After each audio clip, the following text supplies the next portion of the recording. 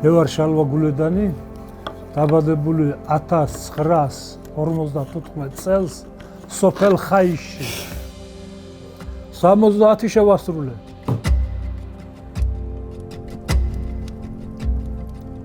რა მიკეთებია, მე ვარ პროფესიით ეკონომისტი, მაგრამ საერთოდ არ მიყვარდა მინდა გითხრას პროფესია და მაინც და მაინც ამ გზით არ წავედი რა. მე უფრო მიტაცებდა ხელოვნება, მხატვრობა, ხეზეკვეთა და უმაღლესის დამთავრების მერე დავიწყე ძირითადად ხეზეკვეთაზე მუშაობა. რაღაცა ჩემში იჯდა მაგირა, რაღაცა მინდოდა რომ რაღაცა გამეკეთებია რა. სულ რაღაცას ჩიჩქნიდი რას ფიგურები გამომყავდა და ერთი ჩვენს რაიონში სხონებული ბატკა ნავერიანი იყო გიორგი ნავერიანი. იმისი ნამუშევრები რომ ვნახე, მოვიწამლე რა. სიო, მე ვთქვი ამ გზით მივდივარ.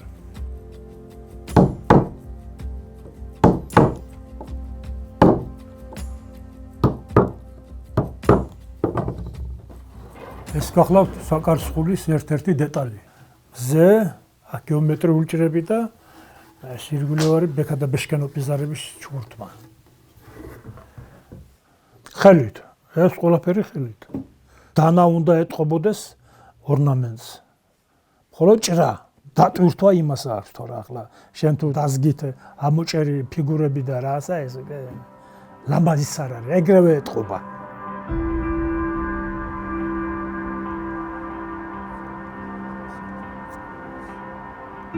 რომელ წელს გააკეთეთ ეს? 2 წელნახევარი მუშაობდი რა. ამ სამ კარებზე. ეს გახლავთ ღვთისმშობლის ეკლესიის კარები ბეჩოში და მთელი ჩემი ენერგია, მთელი ჩემი ხელოვნება ვთქვათ. მაგაში ჩავაქსოვე და მე ძალიან ბედნიერი ვარ რომ ასეთ ნამუშევარი რჩება სვანეთს ჩემგან. 12 საეკლესიო კარი მაქვს გაკეთებული. მთელი თავისი ქართული ორნამენტიკით და რა ვიცი, ნახველმა შეაფასოს რა და განსაკუთრებულად სოფელ ბეჩოში ლამარიას ეკლესიის კარები 3 კარი მაქვს გაკეთებული. გამეცადინებ ბავშვებს ხეზეკვეთაზე.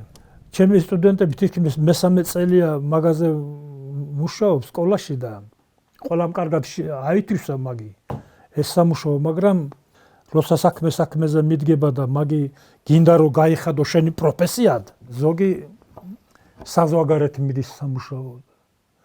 ზოგი ტურისტებს დასდევს.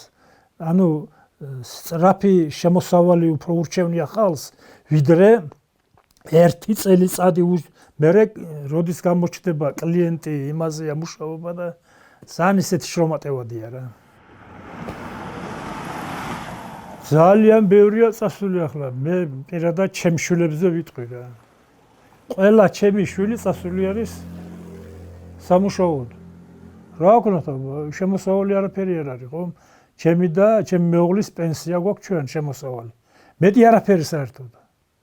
იძულებული გახდნენ ესენი, ადგენ და წავიდნენ და ნუ ახლა უფლის წყალობით შოულობენ რაღაცას და მაგრამ ისა კარგი რომ აქ ადგილზე იმ დაფინანსებით იშენებენ სახლებს.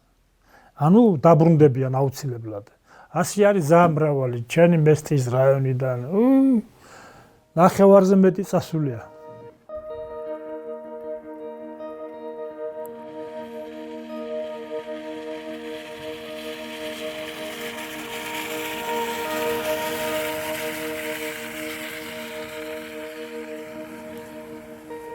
ჩვენ სოფელში მაგალითად 95 ოჯახი ვიყავით. ახლავად დარჩენილი რაღაცა 40-42-43 ოჯახი. დანარჩენი წავიდა აქედან, ზოგი საზღვარგარეთ წავიდა, ზოგი გადავიდა სამოსახლოდ. არ ვიცი აბა. საქმე იმაშია რომ იქიდან ძალიან ძნელია სახლი და კარი რომ მართო და შეინახო და ბევრი სახლი ჩაინგრა, გავერანდა, ეზოები, ხეხილი, ყველაფერი. გავერანდა და ძალიან გულსატკენი სურათი გვაქვს ზოგჯერ. ზოგჯერ კი უმეტესად. პირველი კლასელი არ ყავს. მეორე კლასელი არ ყავს. საქართველოს იცლება ბიჭო. ისინი მას ფიქრობენ რომ როგორმე წავიდეს ხარ. არ თქვა ივანიშვილი მაგასო. ბილეთებს ჩვენ აგიღებთ, ოღონდ ჩადით და ემშვა. გერმანიაში ის მოკრიფეთ ის მარწყვი. ეს აწყალი ქართველები ჩავიდნენ და აქამდე ვალინკებში და აქამდე ტალახში და იმაში იყო კადრები რა ნაჩვენები ძალიან მძიმე მდგომარეობაში მუშაობდა ხალხი. 1.5 მილიონი წავიდა, დარჩენილია რა. მე ასე ვფიქრობ რომ ის ვინც წავიდა რაღაცა ამუსამართლობას გაექცა რა. ამუსამართლობას, ამუქონლობას გაექცა. როგორ კაცო მე ქუჩაში გავიდე და დამესხამ თავზე თავი გამიტეხონ კაცო ჩემი სიტყვის გულისათვის ეს რა მშვიდობაა კაცო ეს მშვიდობაა ეს არის ისეთი მომენტი რომ ვარ სიძახი ყველაფერზე რა ოღონდ რაღაცა ფიზიკურად თავი გადაერჩინო კაცო უკვე თავის გახეთქვები და ეგერ ჟურნალისტი როა ის თავი რო გაუხეთქეს კაცო ეგე დააგდეს მიწაზე და ძლივს გადაარჩინეს, კისერში იყო გადატეხილი მგონი და გიფსები და მთელი ამბავი და ასეთ ქვეყანაში ძალიან მაგას მიკეთებს მე ქართველი. და ჩვენ წამოკოტრიალებული ვართ და როდის გაუბრაზდები, როდის გაბრაზდება ქართველი იმას უნდა უცადო? ქართველებო გეკითხებით მე თქვენ. ვიტორიო სელას სურათები რო ნახავთ, მოკლედ აი რაჯობია იმის ყურებას.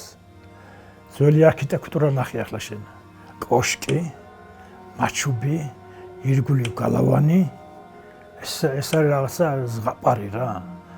კარგი ეკლესიები გვერდით. ახლა ისეთი სახლები შენდება. არქიტექტურას დამახინჯდა. უშკული ნახეთ რა დღეშია. ასეთი სოფელი აი ისტორიული სოფელი და კოშკების ქალაქი მე ასე მინდა ვთქვა. რა დღეშია იქ ბეტონის სახლებს უშენებენ გვერდში ამ მაჩუბებს და კოშკებს და იმან ოღონდ ტურისტი მიიღოს იმის გამკეთებელმა შემოსავალი მიიღოს და არქიტექტურა არა ის ტოროლა. ვინ უყურებს გელა არქიტექტურას? არა, ეს სამსახური მოშლილია რა საერთოდ. მარტო უშგული ავიღოთ, რამდენი კოშკი არის ჩავარდნილი. შეიკაიკასო ბიზნესმენი რო ხარ და პარლამენტარი რო ხარ. გააკეთე ერთი შენი სახელობის კოშკი გადახურე რა. დაგლოცავს სვანეთი, დაგროცავს ერი ბერი. კოშკი მე სვანეთს ევიზაქე თორე რამდენი სოფელია გავერანებული საქართველოში ტოვებული.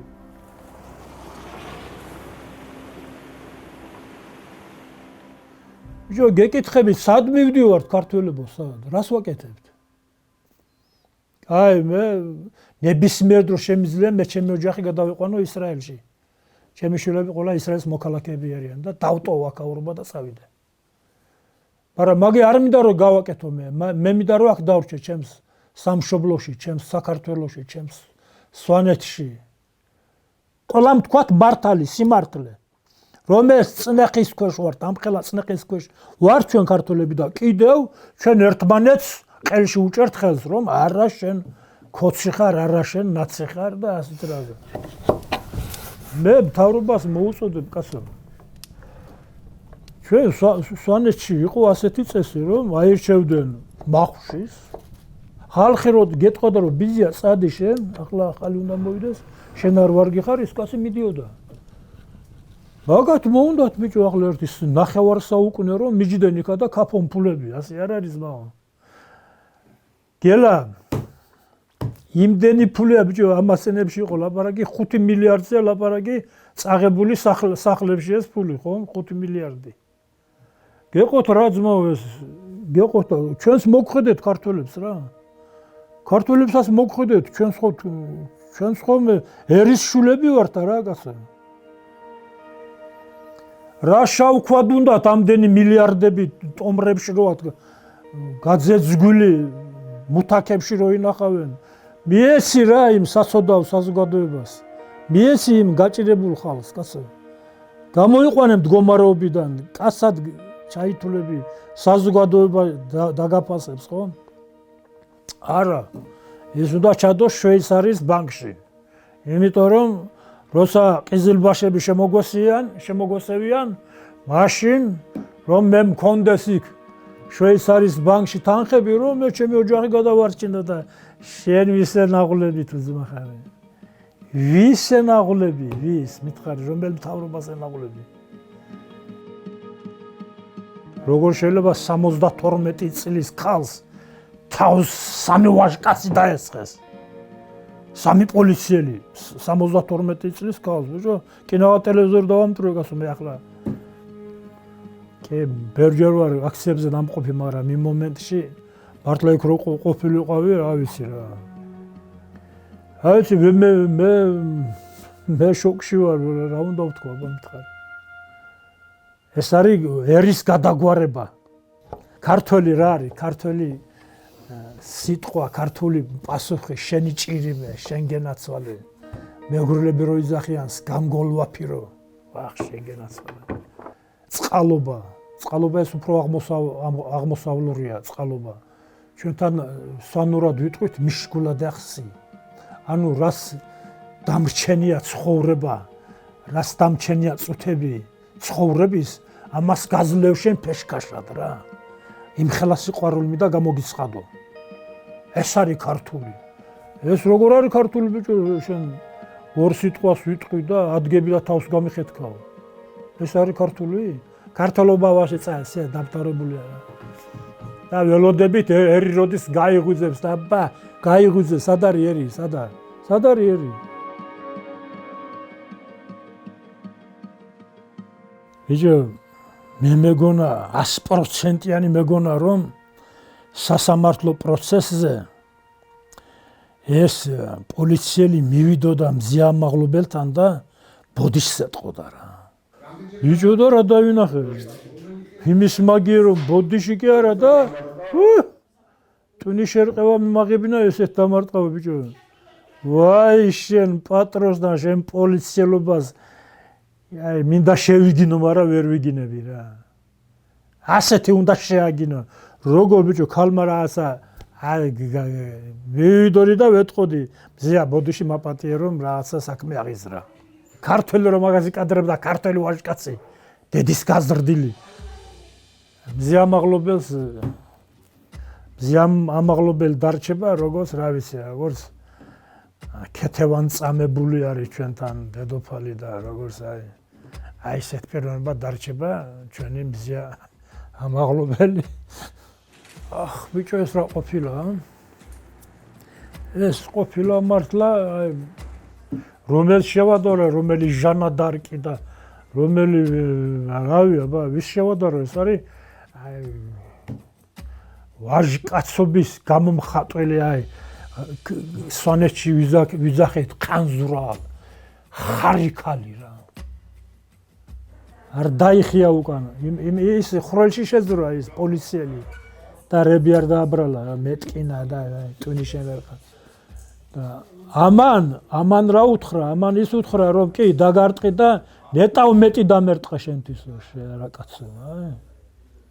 აქციაზე პოლიცია რო იქცევა დღეს ვიცი ძმა მაგას თუ გაუძლო ხალხმა და არ ვიცი მე ბიჭო ჯარიმებს რო აკეთებენ რა აქვს ქართველ ხალხს გაჭირებულ ქართველ ხალხს ისინი დააჯარიმონ თუ კაი ბიჭები არიან მთელი პარლამენტ რო მილიარდელები არიან აი იქიდან აიღონ ფულები ამას რას ერთი ბიჭო 2 ლარი არ აქვს ზოგიერთ ჯიბეში და შენ მას 5 ლარიან 5000-იან ჯარიმა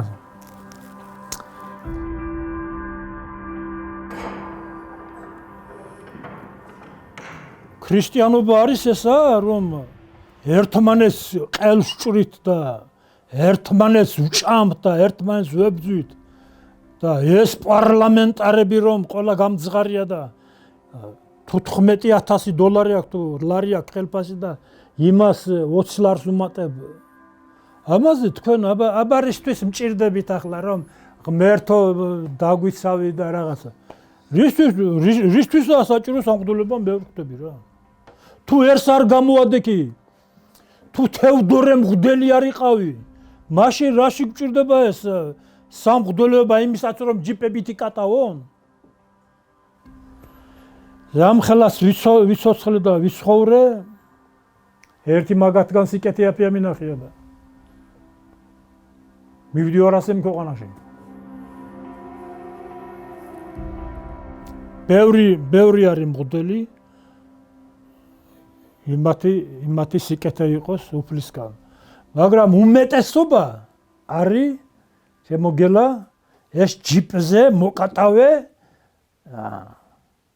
მღვდლები, რომლებიც სულ არ ბოდიში და ფეხებზე კიდია იმას ეს მზიამაღლობელის საქმე.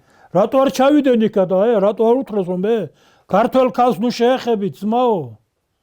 მაშინ ხარ შენ ღვთის მსახური და მაშინ მჭირდება შენი ხელი რომ არ ახლოთ ამ მანდილოსანს ხელი. რატო არ ჩავიდა მთელი საპატრიარქო იქ ამის სასამართლოზე მზიამაღლობლის, აი გეკითხებით ქართველებო, რატომ არ აღსდგა მთელი ეს საპატრიარქო? ესენი არიან სუფთა ჩვენი საქართველოს ბიუჯეტის მჭამელები და ჯიპებზე მოკატავე საზოგადოება. ესენი არც მღვდელსახურები არიან და არც ქრისტიანობას წამთ მაგათ არც არაფერი. აი ქრისტიანები იყვნენ ის ძველი ჩვენი წინაპრები, რომლებიც ერთ ხმაზე გამოდიოდნენ და მტერს ეკვეთებოდნენ მიუხედავად მათი სიმცირისა და გამოუგნებელი დამაჯერებელი გამარჯვება გამოქონდათ ბრძოლის ველიდან. აი ისინი იყვნენ ქრისტიანები და არა თქვენ უყურებ იმას როგორც ცემენ და შენ თურმე იმას ლოცულობ, რას ლოცულობ? ანდა ვერ უყურებთ რომ მთელი ეს მარწუხები რო შემოდის, რას აკეთებს საპატრიარქო ამის საწინააღმდეგო და? რას აკეთებს ბიჭო ვერ ხვდები რა. ეს არის რაღაცა ისეთი საშინელი პროპაგანდა აგიტაცია, რომ რა ვიცი რა, ესე იგი რა თქინდა ევროპა. ევროპაში მე მოგიყვები პატარა ეპიზოდს. რეინჰოლდ მესნერმა გააკეთა იტალიაში სვანური მაჩუბი წავიღეთ იტალიაში და იქ ავაწყვეთ. შეიქმნა მსოფლიოს მთიელ ხალხთა მუზეუმი. იქ არის წამოღებული ნეპალი, მთელი ეს ტიბეტის ხელოვნება, მთელი ეს აი მე მგონი მოგიყევით ავღანური სკივრი. გამაგიჟა ესეთი ორნამენტები ქონდა იმ ავღანურ სკივრს, დიდი მორისგან გაკეთებული. ხო და მე იქ ჩვენ დავდიოდით ხოლმე იქიდან სოფლებში ბრუნეკოდან. მე გელა მაშინ ვიფიქრე, მე ვთქვი სად დავიბადე, სად გავიზარდე. ისე აქ მოვლილი ყველას თავისი სიძველე. ძველი სახლებიდან არ დგას. ეს ფიქალით გადახურული სახლები, პატარ-პატარა ეზოები, ყვავილნარები, და რა კულტურა. მერე შეგიპატიჟებენ, რას ქვია, მოხვედი, აი ჩვენისთან აი ჯიგარი ხალხია რა. სტუმარი მივიდა, რას ქვია, შემობზანდით, ღვინოს გამოგიტანენ. ამბავი და ბულჯორნო და რაღაცა რა. აი იტალიელები კაი ხალხია რა. აი ჩვენისთან ეს ტემპერამენტიანი ხალხია. ხო და ყველაზე მეტი სისუფთავე. კენჭი რო გინდოდეს, კენჭი აი სახნავზე ხო მინდვრებია რაღაცა. გინდა რომ პატარა ქვა აიღო და ისრულო რა. სად ნახავ ბიჭო? ისეა ყველაფერი დავარცხნილი. ისეა ყველაფერი მოვლილი, ნეტავი იმაზე გვინს დაიბადა და იქ გაიზარდა და იქ კვდება რა. ასეთ ოხრობაში ნამდვილად მე რო ჩამოდიხარ საქართველოში და აქ რო ყველაფერი რო ნაგავს მიაქვს და ყველაფერი რო დედა არაფერს არ ყავს. ასეთ ცხოვრებაში დაუბერდით მეც შენს და ერთი ძველი ფიქალი სადაც იდო, ის ფიქალი არის იქ. საუკუნეების მანძილს და ჩვენ ეს უნდა მოვუყაროთ და ბეტონი დავასხათ. არა, ის იყოს, ის ძველი რაც არის, იმას მოვეფეროთ. ხონახე უშგული რა დღეშია. ასე ის ევროპელი მაგას გააკეთებს, რომ უშგული ასე დაამახინჯოს? გამორიცხე. ამას არის ზამთარი. აი, როგორ საქართველოს მინდა ისეთი, როგორც მე იტალია ვნახე რა. წყნარი ვინ გეკითხება. მე ასეთი რა ჩვენ იმათ რო აქვთ, კი სიმდიდრეები აქვთ და ძალიან მაგარი არქიტექტურა, მაგრამ ჩვენ რა რითი გვაქვს ნაკლები? რითი გვაქვს ნაკლები კაცობა და ურთიერთობა ვინმესთან, ყველა გვიყვარს, ჩამხუტებელი ხალხი ვართ, მაგრამ ესეც გვჭირს. ქართველი რო ჩამხუტებელი ესე ვინ არის, მაგრამ აი ბოლოს ესეც გვჭირს, რომ ერთმანეთს ასე ხოცავთ და ასე ვერ ვიტანთ ერთმანეთს. ესეც გვჭირს და ისიც გვჭირს. აი მე მინდა რომ როგორც ავსტრიაში ვიყავ, იქიდან გადავიდით ავსტრიაში. ევროპა მოვლილი მაქვს ახლა თითქმის საფრანგეთში და იქით და აი ვიცი ზმა, ისეთი გული იქ დამრჩა რა. ასეთი საქართველოს მინდა რომ გავხდეთ რა თანამედროვე და ისეთი არა რომ შენ პარლამენტი რახანც ხარ, შენ ყველაფერი ბიუჯეტი შენია. და ყველა საღად მოაზროვნე ასე ფიქრობს. როგორც მე მარა ვერ ლაპარაკობს ალკე, რისთვის ვერ ლაპარაკ, აბარეთ როდისთვის გინდა ეს ენა და აზრი და გონება და რა ვიცი. აბა კარგად იყავით. და ხოჩამდუ ხარი